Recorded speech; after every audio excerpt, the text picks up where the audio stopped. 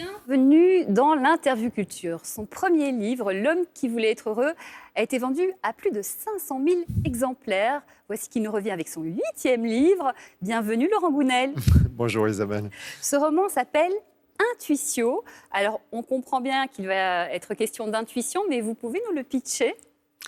Ah oui, tout à fait. C'est l'histoire d'un jeune auteur de polar américain qui vit une petite vie tranquille dans le Queens à New York avec son chat. Et un jour, il y a deux agents du FBI qui sonnent à sa porte et qui lui disent écoutez, on a besoin de vos services. Pardon. Oui, on aimerait que vous nous aidiez à localiser le criminel le plus recherché du pays. Il croit une plaisanterie. Et puis les autres ne veulent pas vraiment lui dire. Et finalement, voilà, il finit par apprendre et découvrir qu'on veut lui faire rejoindre un programme secret de la CIA qui vise à former des intuitifs, en fait, de façon à développer leurs intuitions afin d'accéder sur commande à n'importe quelle information.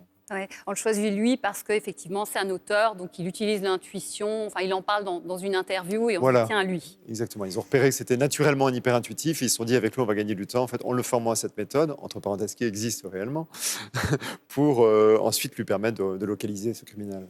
Mais justement, parlons de cette méthode. Ça s'appelle le remote viewing. Effectivement, ça existe et vous avez même été formé. Alors, au début, vous ne vouliez pas trop, hein, l'anecdote est rigolote. Oui, en fait, c'était en mars 2015 à Paris. Je donnais une conférence et à l'issue de la conférence, il y a un inconnu qui vient me voir et qui me dit, voilà, j'ai une proposition à vous faire. Je propose de vous former en tête-à-tête, gracieusement, pendant 3 jours au remote viewing. J'en avais entendu parler, donc ça m'intéressait, quoi. Bon, en même temps, je ne connaissais ni Dave ni Nadan. Il me propose tout de go, comme ça, de passer 3 jours avec lui. Donc, j'étais un petit peu sur la défensive, quoi.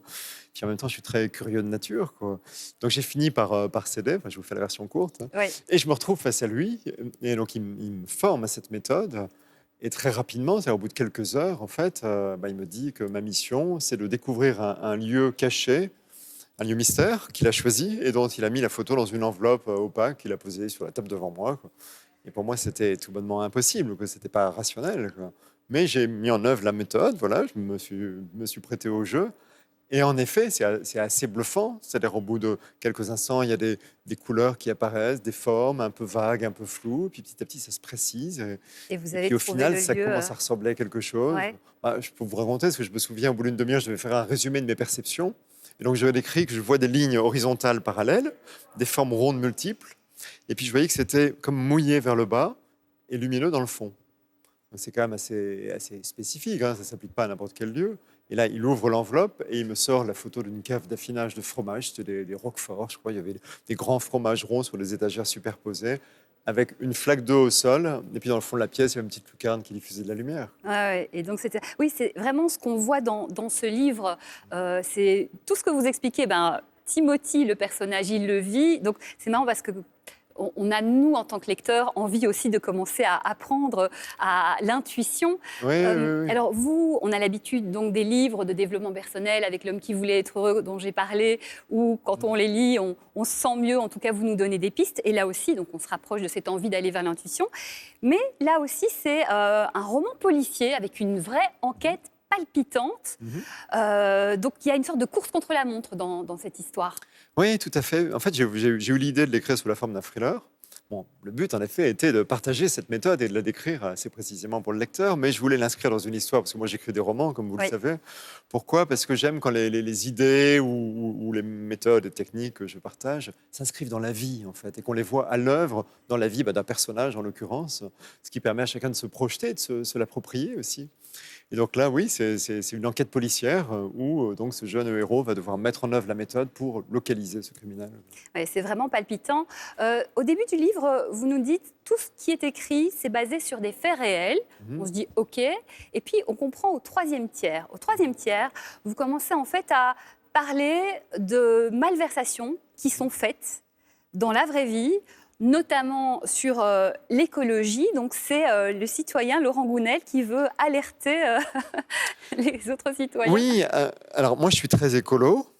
Et donc, j'accepte les efforts qu'on demande aux citoyens, parce que je pense en effet que c'est par une prise de conscience de nos choix de consommation et de leurs conséquences sur la nature qu'on fera évoluer les choses. Et en même temps, on nous demande beaucoup d'efforts. Et on n'en demande pas à de très grandes firmes, et notamment les grandes firmes de finance, dont les décisions ont un impact absolument catastrophique sur la nature est bien supérieur à celui de nous autres pauvres citoyens. Et c'est des choses dont on ne parle pas, que l'on ne sait pas. Et j'avais envie de les mettre en scène dans ce roman. Oui, et ces entreprises, vous les citez nommément, mais vous dites en même temps qu'elles font peu de cas de la vie humaine. Donc vous prenez des risques, Laurent Gounel. Oui. D'ailleurs, le premier réflexe de mon éditeur était de consulter son avocat, qui m'a dit, bon, peut-être qu'on pourrait changer certaines choses. Et j'ai dit non, parce que moi, j'ai blindé mon dossier. C'est-à-dire, en fait, j'ai été jusqu'à me procurer des documents, tels que, par exemple, j'ai une lettre du Congrès américain adressée à une grande firme de finance. J'ai une lettre d'un groupe de travail des Nations Unies adressée à une autre firme de finance. Donc, j'ai les éléments. Oui, vous avez étayé, évidemment. Vous avez fait votre enquête vous-même aussi. Exactement. Vraiment, je me suis procuré les sources. Et je ne me suis pas contenté de ce que j'ai pu lire dans la presse. Je voulais vraiment être certain, parce que je suis tombé sur des choses dans la presse américaine tellement énormes que j'ai voulu avoir les sources.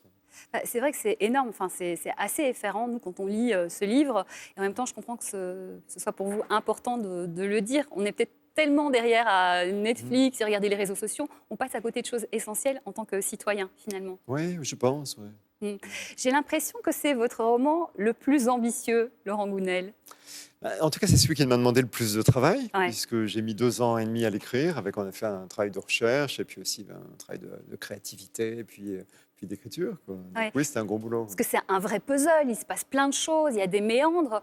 Qu'est-ce qui a été le plus difficile dans l'écriture Plus difficile dans l'écriture, c'est vrai pour chacun de mes livres, d'ailleurs, c'est la partie créative, c'est trouver de bonnes scènes. Les premières idées qui viennent à l'esprit sont rarement les bonnes.